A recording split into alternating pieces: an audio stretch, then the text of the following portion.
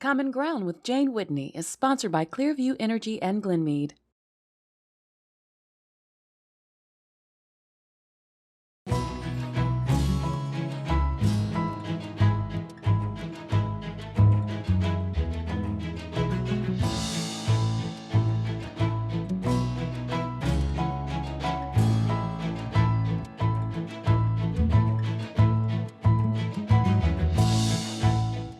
For some who doubted that climate crisis is real, this past summer was a wake-up call.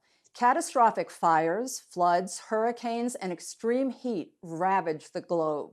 For the skeptical, the reality of what our dangerously warming Earth looks like finally hit home.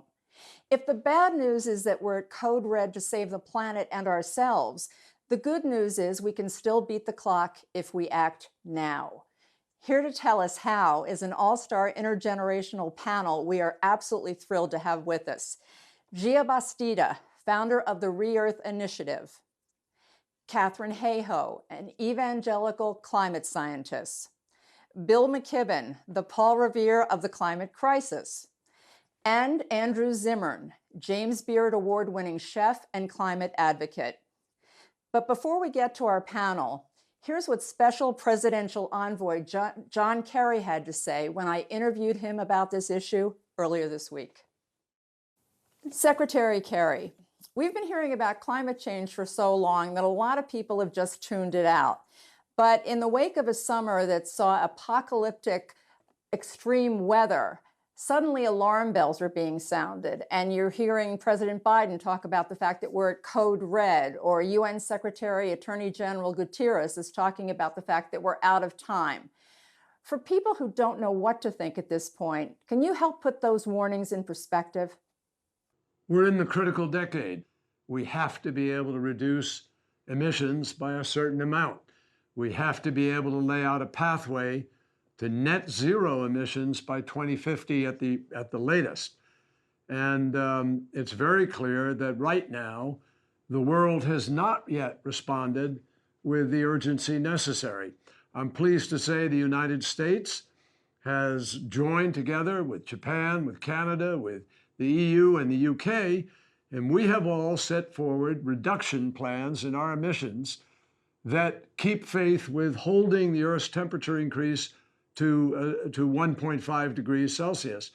The scientists tell us that if we don't do enough reduction between 2020 and 2030, then we will lose the 1.5 degrees. We go up to 2 or much more. Right now, we're on a course to 2.7 degrees warming. And we also lose the ability to have net zero by 2050. So that's what makes this a critical time. Everybody must step up together. We all have to be part of this solution. We haven't taken action to meet this moment, as you've just been talking about.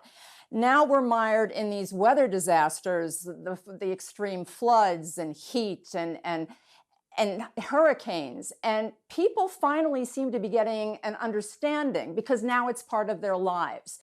You talk about the fact that man helped create this. And that means we can help stop it. How do we stop it? We stop it by adopting intelligent, respectful of science, energy policy. And we have to add to that nature-based solutions. That is protecting the Amazon, protecting the Congo Basin, and protecting the ocean. It gets pretty cataclysmic. It doesn't have to. It shouldn't. Because the science also tells us that we still have it within our reach to be able to reduce the emissions that are creating this problem.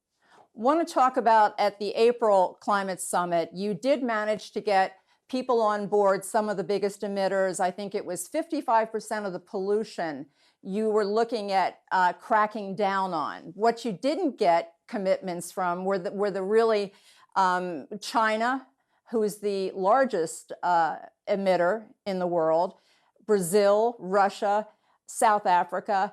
If they didn't get on board then, why are they suddenly going to get on board? Because they've seen the evidence that Mother Nature is providing, and because their economists understand it is more expensive not to respond now than it is to respond.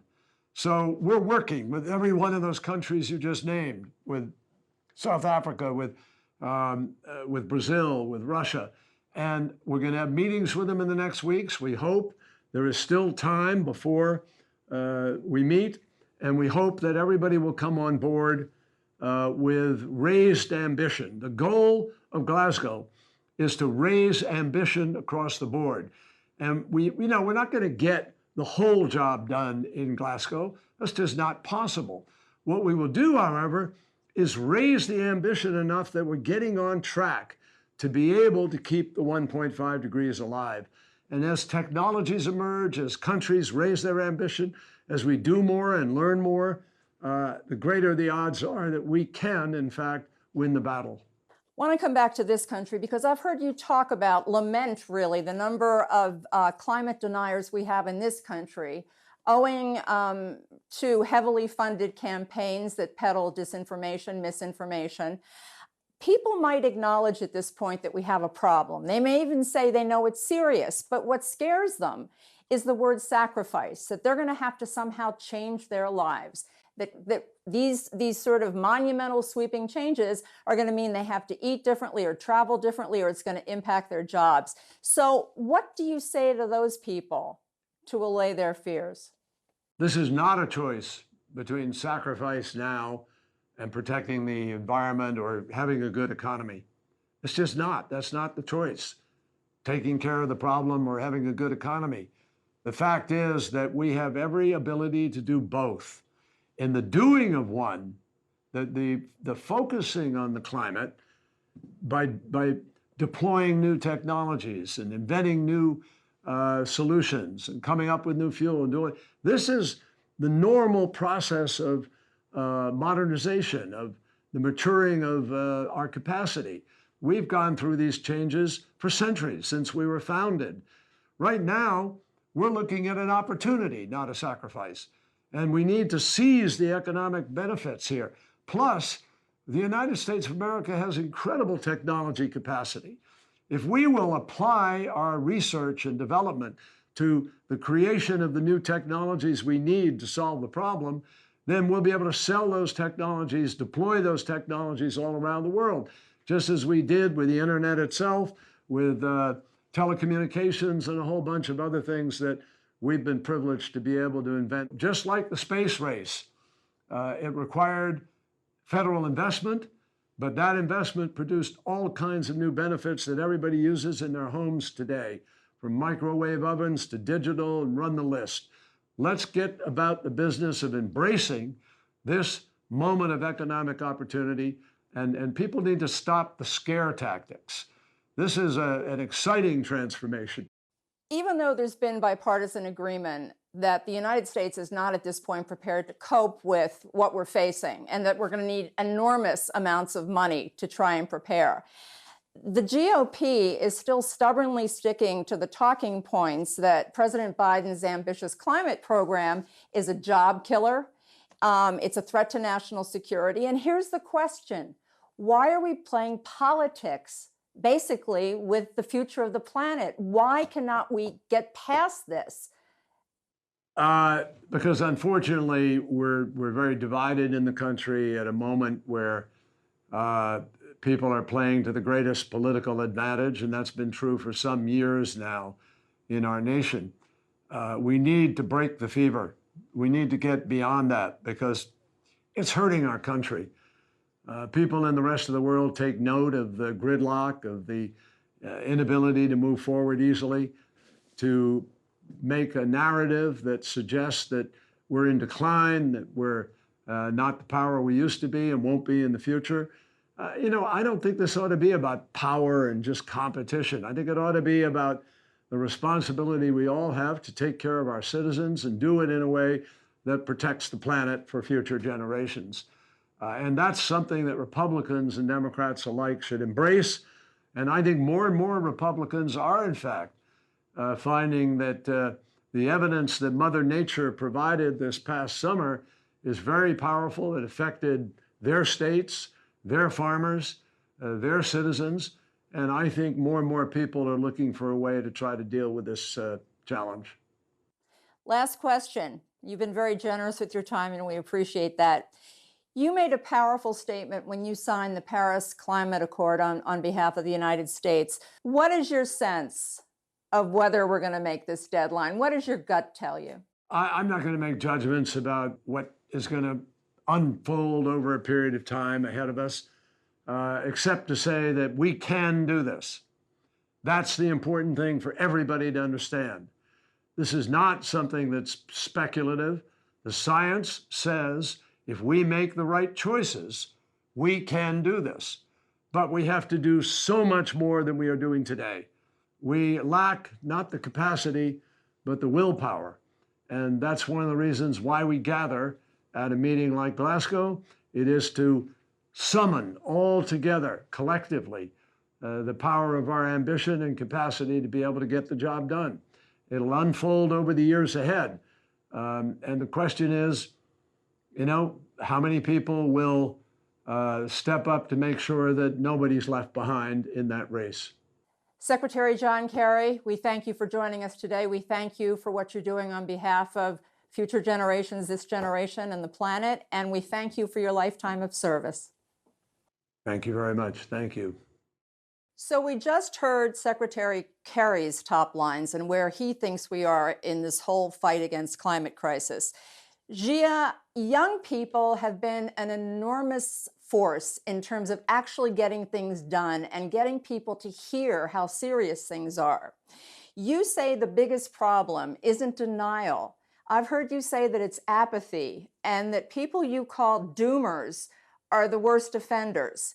What is it that young people get that doomers don't get? Well, I think that, as you mentioned, our biggest problem is apathy, meaning we know what the problem is, but we're not doing anything about it. The reason why we're not doing anything about it is because climate communication about what we can do as individuals, our society, is not accessible. And I think that one of the strengths of youth right now is that we are taking all of this information, scientific information, political information, and being able to share it and talk about it in clearer terms. So I think that what youth get that other people don't is that we have a timeline, and that timeline is in our lifetime. The IPCC tells us that we have just 7 years left to have our carbon emissions to stay below 1.5 degrees of warming. And we are taking that seriously. We're taking that as a deadline, and we're taking our civil responsibility of going to school and disrupting it to call attention on the fact that we are fighting for our futures. Bill, you are the other end of the spectrum from Gia. You've been at this a fair number of years. It was, I think, 32 years ago that you published the first book that really got people's attention, The End of Nature. And at the time, you said that to be a dispassionate observer on this issue was fundamentally immoral. And so I just want to ask, because I've wondered this about you, somebody who's been doing this for so long. Did you ever think that it would be this difficult to convince people basically to save themselves? Well, we spent a long time, I think, thinking that we were engaged in a fight, in an argument, Jane, an argument about data and reason. But at a certain point, it became clear that that was over and that we'd won, that, that it was abundantly clear what was happening. But that was not leading to change. And that's when we began to realize that we were in a fight instead of an argument, and it wouldn't be decided by data and reason, that it was about money and power, which is usually what fights are about. The other side of this fight was the fossil fuel industry, which we now know knew everything there was to know about climate change back in the 1980s, but just decided to lie about it in a series of cover-ups that have cost us 30 years of dealing with this crisis, time that we will never get back, and time that's of the essence because this is a timed test.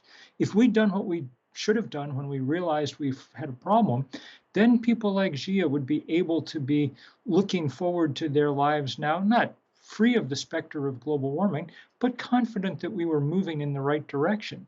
Instead, they have to deal with the overwhelming danger that we've waited too long. And that's why it's so moving to see their work. I guess the other thing is that you've seen people not really understand what this is about. It's sort of an abstract concept to them until we mention all this extreme weather that's been happening, and then they can relate to that.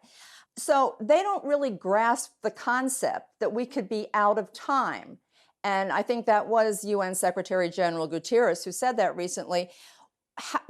What is your definition right now of where we are and what out of time really means? Look, climate change is a math problem above all else. The Intergovernmental Panel on Climate Change, the climate scientists who are the world's authority on all of this, have told us that we have until 2030 to cut emissions in half from where they are now. That's 8 years and change away. That's a huge task. We're aided in this task by the fact that engineers have dropped the cost of solar power and wind power by 90% in the last decade. It's now the cheapest power that there is on the planet. But none of it comes easy because on the other side constantly is vested interest, determined to keep us from changing the business model of the fossil fuel companies, even though it's now clear that that business model is going to break the planet. And that's why it's so important that we're seeing great activism and great leadership from people like Professor Hayhoe in Texas, in the heart of the hydrocarbon empire. Her new book is really, really important and very worth reading. Speaking of, I call her Dr. Hayhoe. I'm actually Catherine. I'm going to call you Catherine if that's okay for this particular broadcast. You personify what some people might consider an oxymoron. You are a distinguished climate scientist. You're the chief scientist for the Nature Conservancy. You are also a devout evangelical. You talk about how when you started to actually share your own religion with people in an effort to try and bridge the political divide, it was kind of like you felt like you were coming out of the closet a little bit. So give us a sense of your sort of odyssey in terms of why you started speaking about your faith in terms of climate crisis. So I'm a climate scientist because I'm a Christian, literally. I was well on my way to finishing my undergraduate degree in astrophysics, and that was what I was planning on doing when I serendipitously took a class on climate science. And that's where I discovered that climate change is not only an environmental issue, it affects our health, the economy, national security, the safety of our homes. And most of all, it disproportionately affects the poorest and most vulnerable and marginalized people, and that is profoundly unfair. So that's what made me decide to become a climate scientist, because I believe if we truly take the Bible seriously, then we're supposed to be recognized by our love for others. And how loving is it to just sort of stick our fingers in our ears and cover our eyes and pretend that we don't see this huge global problem that is already causing untold suffering today? Now, it's my understanding one of your first converts was actually your husband, Andrew, who's also an academic. He's a professor, but he's also a very influential pastor. He has a great following. And you actually had to convince him about climate change? Well, I wouldn't say I converted him because it isn't about conversion at all. It's about showing people that who they already are is the perfect person to care. Whatever is at the top of their priority list, and of course, if they take the Bible seriously, that's a good one to start with, but it could be the fact that they are a parent, that they enjoy a particular outdoor activity, that they are fiscally conservative, or they live in a certain place, or they have military experience. So it's really about connecting with people and getting to know who they are, understanding what their values are, and then connecting the dots between climate change and what they care about too. So with my husband, it was actually a lot easier than most of us have it because we were very much on the same wavelength in terms of, we both worked in academia, we both believed the same things theologically, and I knew he was a really smart person. He didn't doubt climate change because he didn't understand data and statistics. He, like so many, had heard information from people and sources he trusted saying it wasn't real and those scientists are just making it up, and the only way to fix it is to destroy the economy. So when we start conversations with something we agree on, and when we offer positive, constructive solutions that they can get on board with, that's often where so much of the denial just evaporates. So what's the biggest mistake we make in terms of trying to persuade somebody else that climate change is real, and in fact, taking it a step further, that a great deal of it was created by us, basically? You've already heard this answer from Shia and from Bill in two different ways, which is awesome. We're all sort of singing off the same sheet, but different parts. And that is, we often begin by arguing over facts and data. We think they have to agree with everything the latest IPCC report said before we can move on to talking solutions. And the reality is, as I talk about in my book, often agreement on solutions eventually brings people on board with the science. We're starting the arguments and the discussions the wrong way around. We have to begin with the heart rather than the head. We have to begin by talking about positive, constructive solutions and impacts that affect us. The science can follow. See, that's why I was excited about this show, because all of you are such uniquely gifted climate communicators. And I mean, in doing the research for this show, I'll be honest, I saw this issue in a totally different light, which brings us to Andrew Zimmern. What is an Emmy Award-winning, James Beard Award-winning, influential celebrity, world-known chef doing talking about climate crisis? Well, I think one of the most important ways in which stories of climate crisis touch each of us is when it comes to our food supply.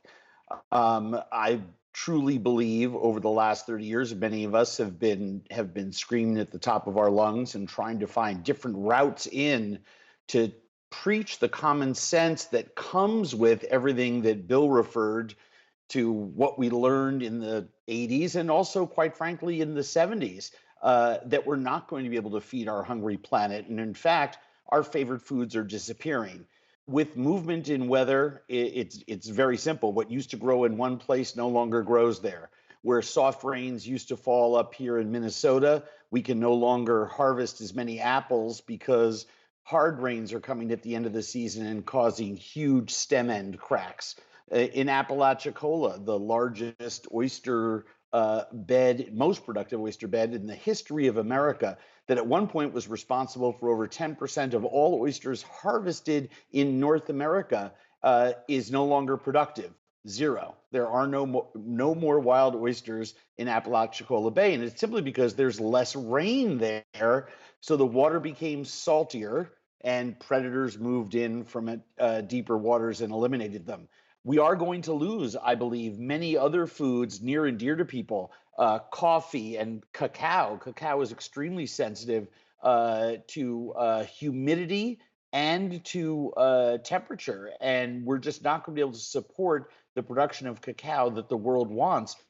And I think, sadly, much like you can't get a caution children at play sign put on a neighborhood block until there's some perceived threat, we're going to have to get shaken by something severe in order to realize that we have a global crisis on our hands of monumental proportions that is affecting the very existence of humankind. You know, here at home, we have 3 different food Americas for those that are even able to eat, which is becoming a shrinking population. We see here the dollar stores that don't even offer fresh food are expanding faster than supermarkets. That's happening for a reason. It's because of the tie-in between food and social justice that has been hinted at by so many of our other panelists. And that's also what brought me to the climate crisis table. I was going to say, because, you know, you're known for being out on the road, sort of talking about bizarre foods. You've done a lot of different television shows talking about eating fermented shark and coconut grubs. I don't even know what they are. But the point is, you know, social justice and food seems to be at the heart of everything you do. And yet, have you found as you travel around that people are better now at making the connection that you're talking about between climate and the food source? We can do it. We can feed everyone, and we can achieve social justice and fairness when it comes to food, but we don't have the political will. There can be no concept of social justice when it comes to food when there is hunger in America, which, by the way, rose dramatically during the pandemic. And I believe in America, we are actually making genocidal, that is right, I use that word, genocidal choices by definition. Because here's the point. If we know that we have the ability to feed all the hungry children in America, if we have the ability to launch a national school lunch program with morning and evening options year round, and we're not doing it, we are dooming children to less successful outcomes. These problems of social justice and food encompass immigration and farm labor work, land disputes, environmental justice. It gets into every nook and corner of our world. It's why I've been calling for a cabinet level position, a secretary of food. Let's pull food out of some of the other departments and let them focus on their issues. We need to have someone in charge of a national food program that allows us to feed all Americans. As my late mentor, Senator Paul Wellstone, once said, we all win when we all win, and right now we are not all winning. Let's talk about why we're not winning. And I'm going to go back to Bill on this before I turn to Gia again. Bill, basically, we have a crisis, a solution, as you say, a movement, and a foe. And you talked about the foe a little bit earlier, which is that really they're actually the financial institutions you mentioned, but you also mentioned the fact political will. There are reasons why things aren't happening. And one of them is that Congress, for example, has not passed any kind of environmental legislation. I find this hard to believe. Since 1990, there's vested interest in the Senate, and people are not making changes because they're putting their own pocketbooks and politics, as I said to Secretary Kerry, ahead of everything else. Now, how do you break through that logjam? Well, Congress has passed some environmental legislation, but they haven't done anything about the climate crisis in a big way. There was one other attempt in 2009, the so-called cap and trade bills failed, and that was that for a decade. And we're terrified that that may be about to happen again. We've got this remarkable bill that is built on the sort of back of the Green New Deal that the Sunrise Movement young people came up with, this $3.5 trillion reconciliation bill that does a lot of climate stuff and a lot of other human infrastructure, and it's hanging by the slimmest of threads. Every major corporation in America has come out against it because it raises their corporate tax rate a point or two, which is, if you ask me, insane. I don't know how they expect people are going to buy iPhones on a, degrading planet. The point that makes this so aggravating is that we understand technologically how to do this. Basically, we need to stop burning things on planet Earth: coal, gas, oil, wood. Because every time we do, we produce the CO2 and the methane that fuel this crisis. Instead, we need to rely on the fact that the good Lord gave us a burning orb of flame 93 million miles away, and we have the wits to make use of it with solar panels, with wind turbines that take work with the differential heating and the winds that they produce. We're ready to do this. We just have to actually do it. And it appears we're going to have to do it over the endless, expensive protests of people in power. Catherine, another obstacle in this conversation is about, again, to me, it comes down to so much communication. And you have an aversion to calling people deniers because very often it does more harm than good. So how do you get past, how do you, for example, if somebody, a true believer, a Christian, an evangelical Christian, comes up to you and says, this is not in the Bible. This is not something that God is saying is going to happen. What is your response to that person? Well, if somebody comes with sciencey sounding arguments, we need to give them a short science response, I should say, which is, no, it's not natural causes. Now let me tell you about the amazing advances that wind energy is making in Texas. When they come with religiously sounding arguments, we need to reply with a religious answer. God gave humans responsibility over every living thing in this planet. It's right there in Genesis chapter 1. And have I told you about these incredible churches and how they are helping out with the climate crisis? What could your church do as well? We need to respond to the smoke screens that people raise, which are mostly sciencey, but also a good part of those are religiousy too. But we have to understand what is underneath. And what is underneath has nothing to do with the science. And it has nothing to do with true religion. It has everything to do with solution aversion. And that's why talking about why climate change matters to things that are already so important to us, which could include our faith in our church, but could also include food. In fact, I was kind of laughing because in my book, I have a whole list of the food. And I was going through my mind ticking off, yeah, I talk about bananas and coffee and beer, yep, and oysters too. Food is affected, our children are affected, our health is affected. Climate change is also a justice issue, a humanitarian crisis, and a poverty issue. Start with something we agree on, connect the dots to how climate change affects it, and then always offer positive, constructive solutions, which could range from something you're doing yourself to something that you know an organization you're involved with is doing, to something that you've heard of other people are doing, and you think, well, why can't we do that too? That's how we change minds. Andrew, at this point, turn to you about something that you have talked about extensively, farm workers and the danger that they face. And many of them are children and some of them are the elderly. But heat-related deaths are the most critical at this point in terms of weather-related deaths. There's some 8,500 people a year who die from extreme heat. You talked about something, again, very relatable, the cherry season. And just give us a bird's eye view into how that impacted those workers, and actually that there's been some movement in terms of framing laws and putting laws on the books to protect them. You know, if we're just talking about farm workers' rights, we end up losing a lot of other people to sort of help us in the argument. So I try to frame it in terms of workers' rights, right?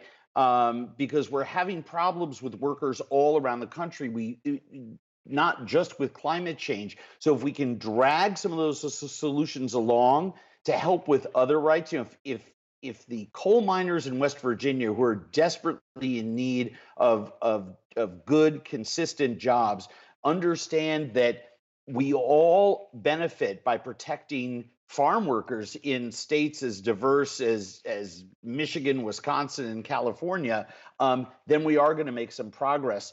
You know, workers' conditions worsen as climate changes, right? But what is shocking to me right now is that the number one work-related cause of death amongst farm workers used to be tractor and equipment injuries that got looped into, driving problems when it was really just working around some very dangerous mechanical equipment. The number one cause of death amongst farm workers over the last couple of years is heat stroke. We are putting people at tremendous risk, and there's a silver lining to the pandemic. It was the education of so many people about the conditions in meat plants all across the country, people working under horrific conditions, and in our farms and fields.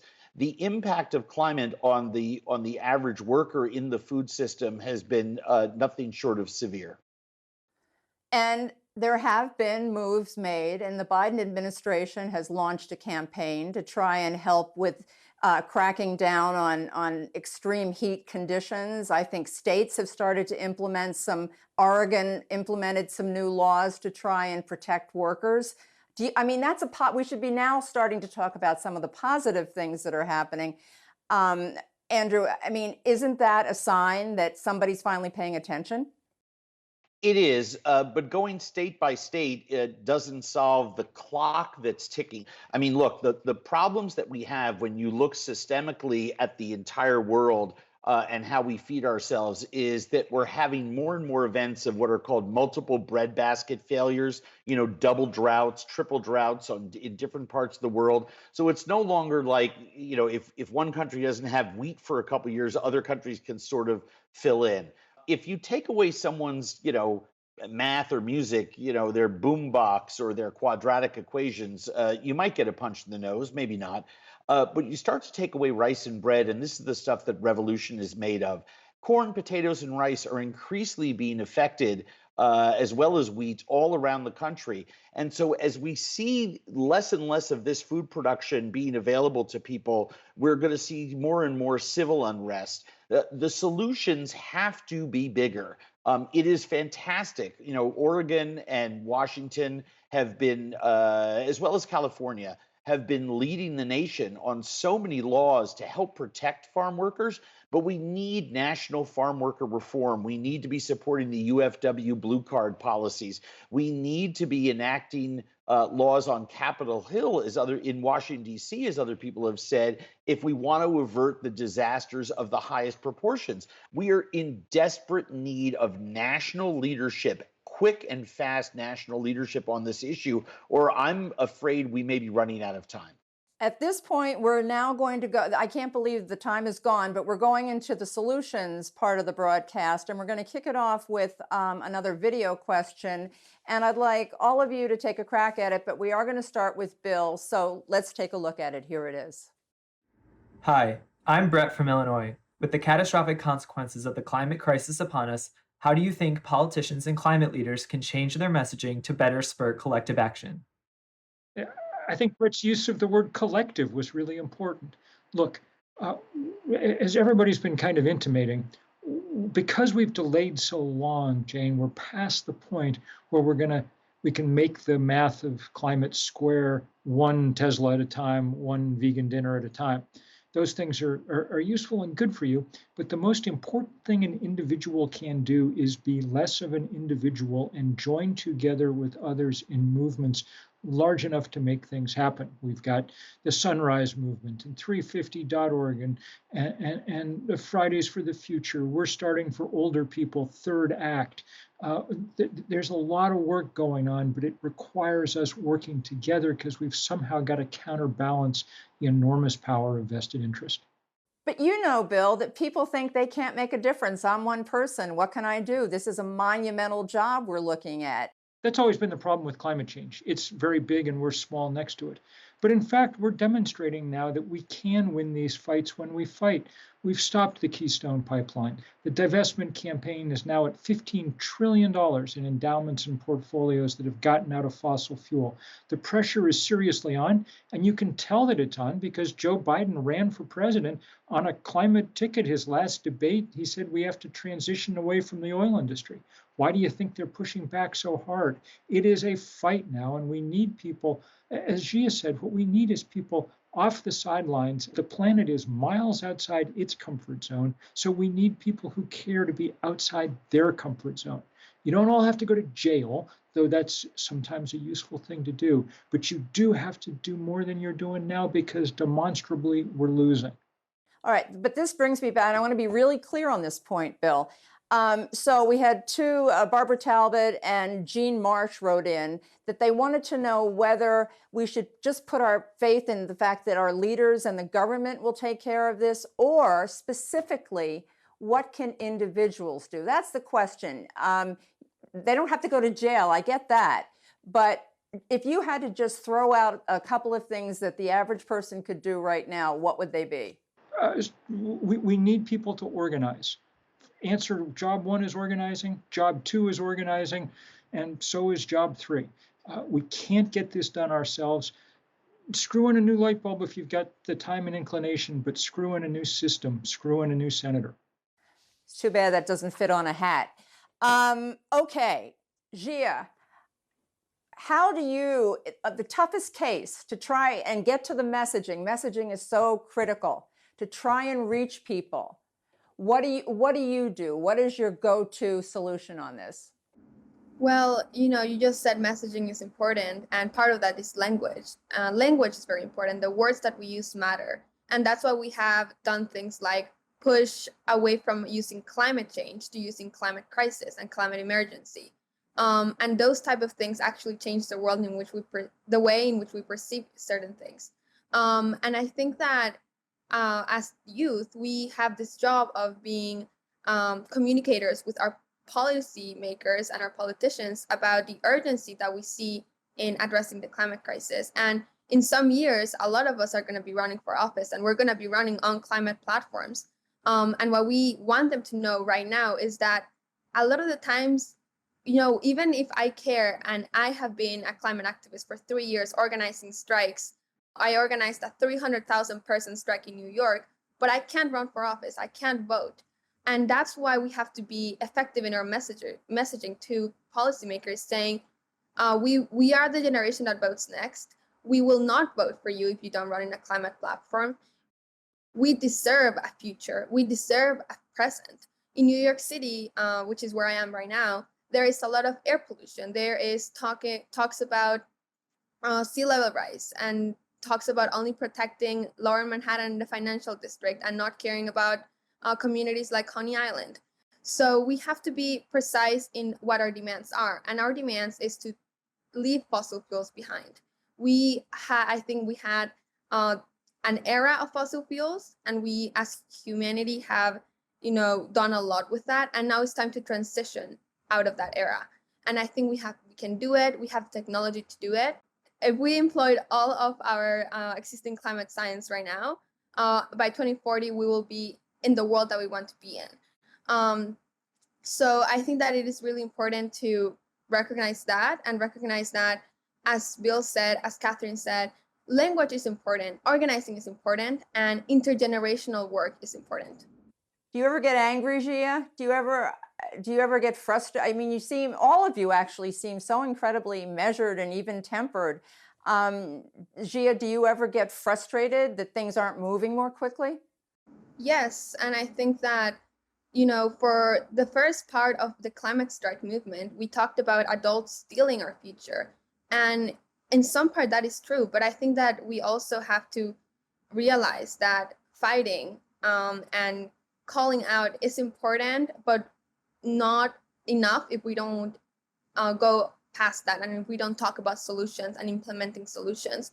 So I actually consider myself a climate optimist, because I know that we have what it takes to change the world. I know that every single sector will be hit by the climate crisis, which means that every single sector has a responsibility and the ability to be part of the solution.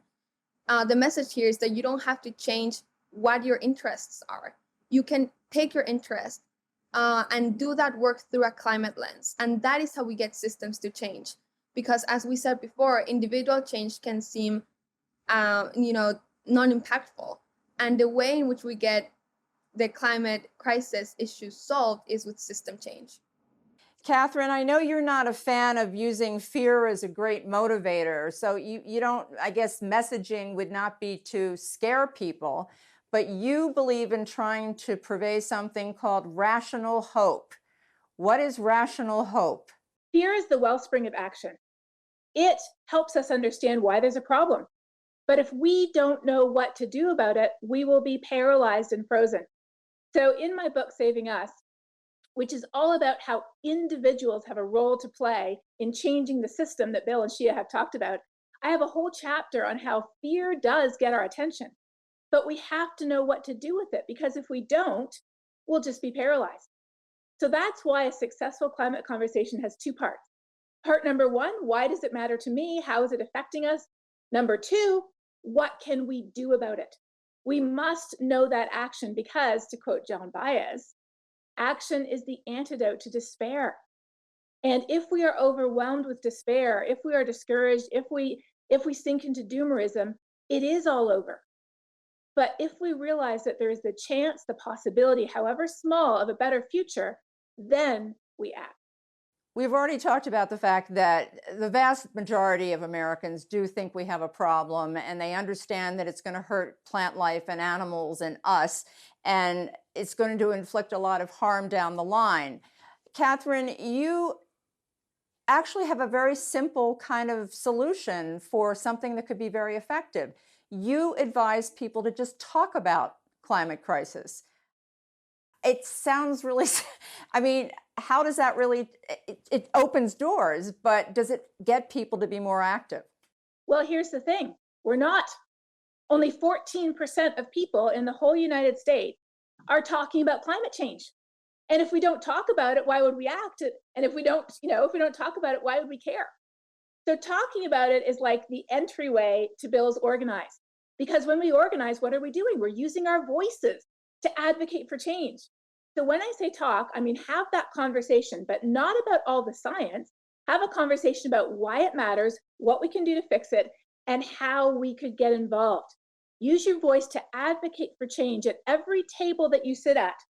It's not just your kitchen table, so to speak. You might attend a school. You might work somewhere. You might be part of a neighborhood, a church, an organization, or more. Use your voice to say, what can we be doing together? And honestly, I think it's just a different way of saying what Bill said. Organize. The only way the world has ever changed before, let this sink in, right, is not when a president or a CEO or somebody big and wealthy and famous decided it had to. The world has changed in profound ways in the past: slavery, women's rights, civil rights, and more. And it changed when ordinary people, very ordinary people of no particular wealth, power, or fame, decided the world could and should be different. They used their voices to share that vision, that conviction, that passion with others. They got together with others, and together they organized, they petitioned. And you know what? They eventually changed the world. So we ordinary people, we're the only ones who have changed the world in the past like that before. And we are the very ones who must and can change it again. Andrew, I don't know, maybe we should nominate her for that food secretary job. What do you think?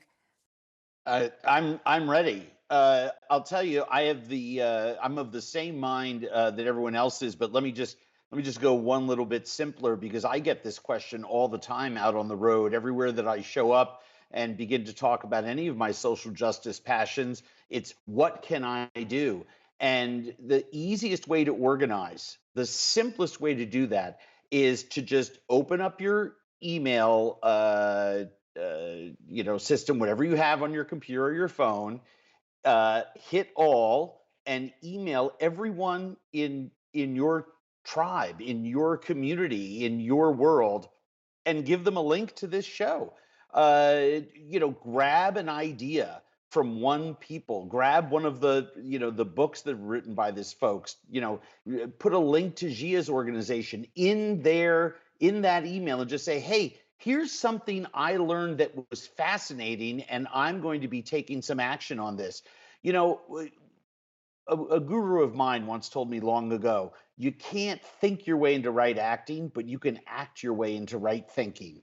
And so by sharing that passion, by putting it out there, by evangelizing and advocating, we can get more people involved in what I do agree with the doctor is going to be a necessary groundswell of humankind insisting on change. The other way that we do that in America is at the voting booth. Sadly, with gerrymandering and other voter suppression tactics, we find that it's increasingly harder for people who care about this issue to get out there to the polls. So we need to be fighting that as well. The most important thing that we can do, you were referencing everybody running for office, is to be supporting candidates at the municipal level, not just the federal level, but the city, state, and federal level, who share our passion for a clean and green future. That is absolutely vital. We can do this. It is within our frame of reference, and it is within our grasp to do this. We just have to remember there is a clock ticking against which we must be operating. Since I'm with you at this point, Andrew, we are up to final questions. I have one more question for each one of you, and I'm going to start with you, Andrew. I watched a segment you did. You made a meal with, I'll call them endangered foods. It wasn't fermented shark. It was wild Alaska salmon and green beans and sweet corn and chocolate chip cookies. And you made the point that who knows how long these ingredients are going to be around. You have a teenage son, Noah, I think. And my question to you is, how much hope do you have that by the time Noah has children, grandchildren, that those ingredients will be around? Wow, it's a tough question. It's very emotional for me. I'm 60 years old. I've spent my life in food. I never thought that I would be talking about seeing our favorite foods disappear, but they are actually disappearing. There really is essentially very few, if any, fisheries for wild salmon. Chocolate is endangered. Wine is endangered. Certain beans and vegetables are endangered. I mean, the list of foods that are endangered run into the hundreds and hundreds. And when you look back at history, so many of foods, we have almost literally eaten to extinction. The climate crisis is going to hurry that process tremendously. But I'm extremely hopeful because my son makes better food decisions about what to eat than I do. I listen to Gia, and I am reminded that it is her generation of people here in this country that are going to drive that change. I I'm 60. My generation, we had the ball, we dribbled down the down the court, and we lost it out of bounds. I believe in the next generation. I support the young people in some of their more radical ideas about change. I am a positive person. I don't believe the glass is half empty or half full. I believe the glass is refillable. And we can solve this problem if we get into action, which is why enrolling other people into this cause is of such vital importance. If we do that, my son will be eating chocolate chip cookies made with real chocolate when he is my age. If not, sadly, cacao will be gone.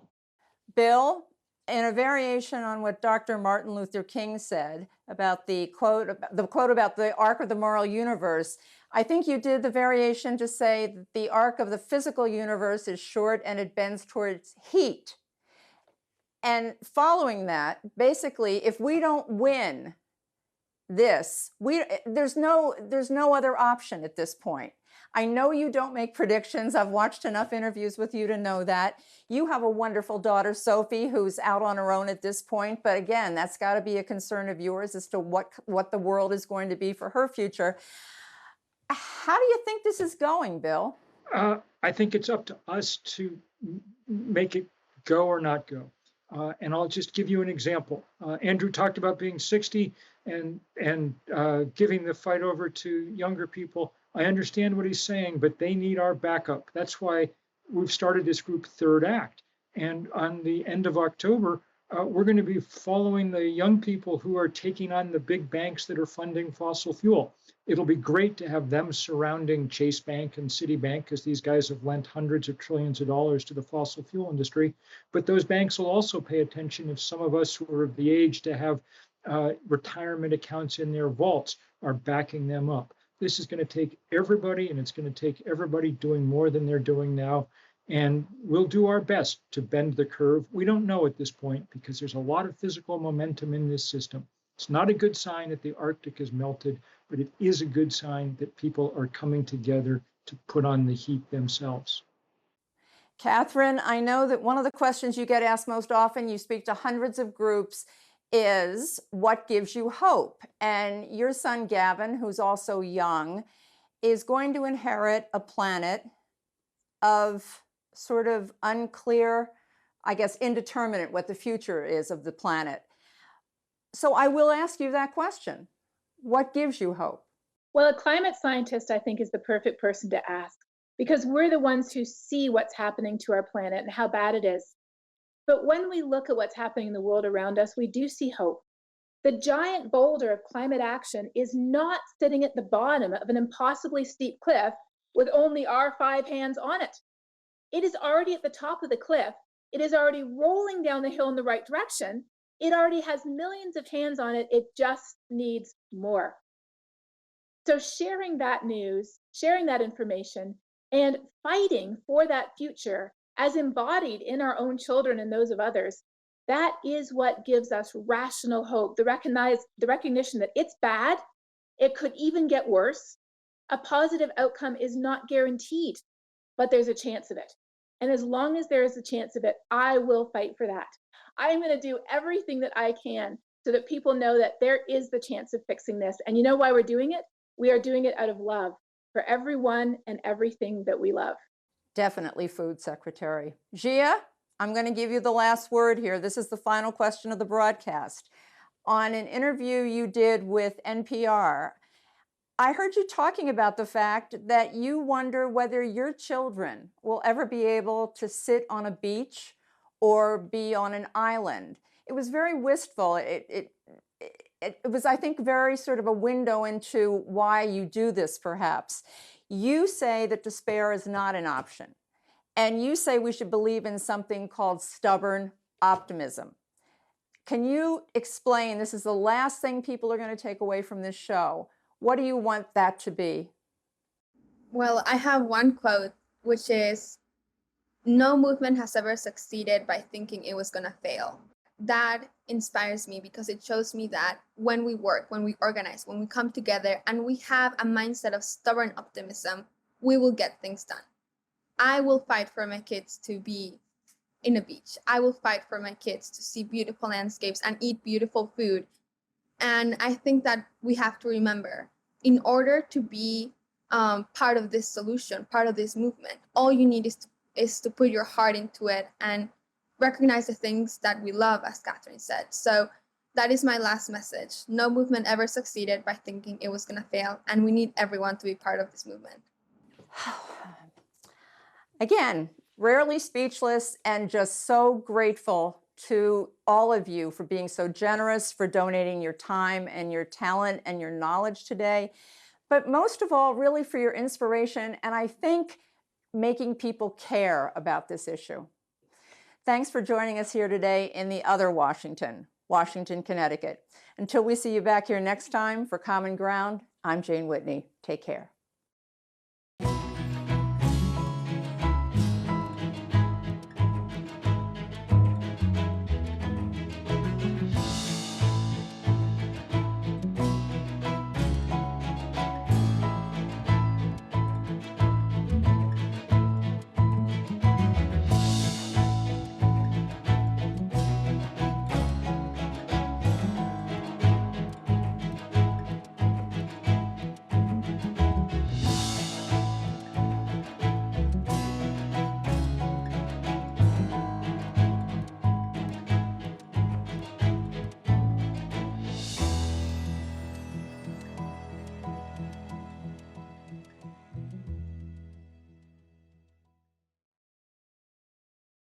Common Ground with Jane Whitney is sponsored by Clearview Energy and Glenmead.